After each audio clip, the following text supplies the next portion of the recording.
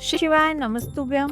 हर हर महादेव। आज के इस वीडियो में हम जानेंगे जून महीने में पड़ने वाला पहला प्रदोष व्रत कब रखा जाएगा, जो कि ज्येष्ठ मास के शुक्ल पक्ष का प्रदोष रहने वाला है।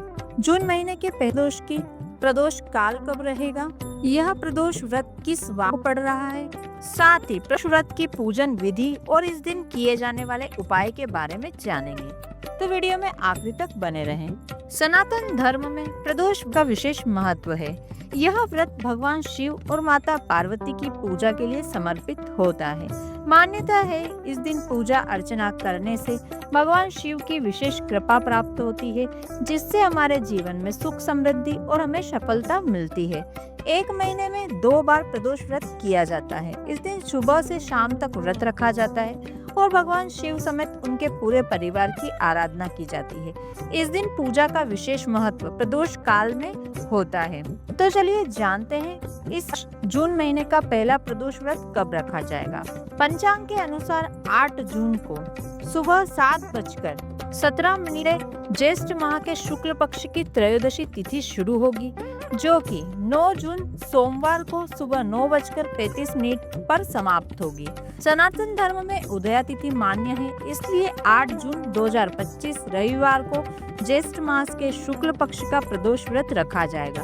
रविवार पड़ने के कारण इसे रवि प्रदोष व्रत कहा जाएगा। इस दिन भगवान की शिव की पूजा प्रदोष काल में की जाती है, इसलिए इस दिन प्रदोष काल का मुहूर्त शाम 7:18 से रात 9:19 तक रहेगा। अब जानते हैं प्रदोष व्रत की पूजन विधि के बारे में।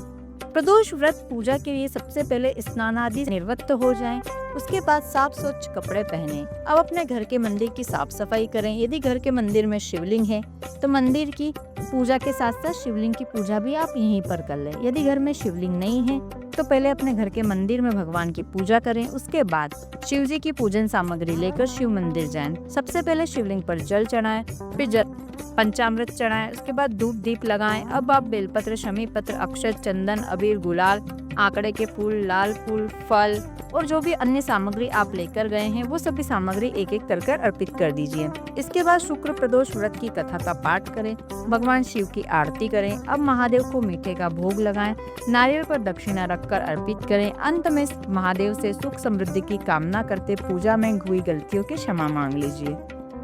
यदि आपका व्यापार नहीं चल रहा है, आपने बार बार व्यापार बदल कर देख लिया है, जो भी व्यापार आप खोलते हैं वो व्यापार नहीं चल रहा है, या फिर आपका पैसा कहीं डूब गया है, या तो कोई लेकर भाग गया है, आपका पैसा वापस नहीं मिल पा रहा है, तो रविवार के दिन पड़ने वाले प्रदोष के दिन 3 जगह बेलपत्र चढ़ाएं। पहली बेलपत्र आपको अशोक सुंदरी के स्थान पर चढ़ानी है। जब आप बेलपत्र अशोक सुंदरी के स्थान पर चढ़ाएंगे तब डंडी का जो मुख होता है उसको शिवलिंग की ओर रखना है।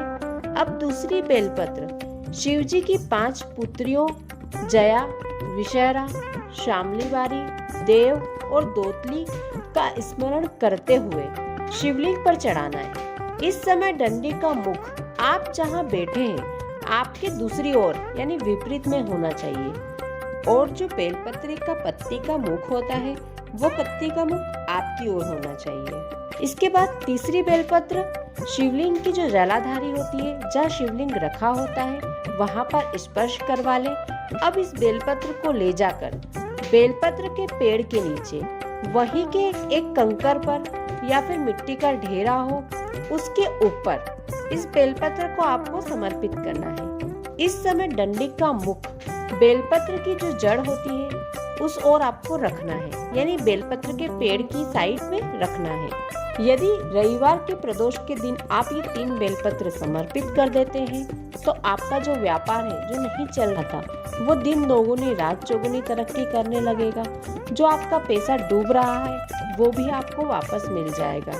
आशा करती हूँ आज का वीडियो आपको अच्छा लगा होगा, उपयोगी लगा होगा। यदि आपके मन में कोई प्रश्न है तो आप कमेंट के जरिए पूछ सकते हैं। यदि आपको वीडियो थोड़ा भी उपयोगी लगा हो तो वीडियो में कमेंट में हर महादेव लिखना बिल्कुल भी ना भूलें। और यदि आपने चैनल को अभी तक सब्सक्राइब नहीं किया है तो चैनल को सब्सक्राइब करके बेल आइकन प्रेस कर दीजिए, ताकि ऐसे ही हिंदू व्रत त्योहारों उपायों की जानकारी के वीडियो आपको प्राप्त हो सके और इन वीडियो को देखकर आप लाभ प्राप्त कर सके। वीडियो देखने के लिए आपका बहुत बहुत धन्यवाद। हर हर महादेव। जय श्री राम।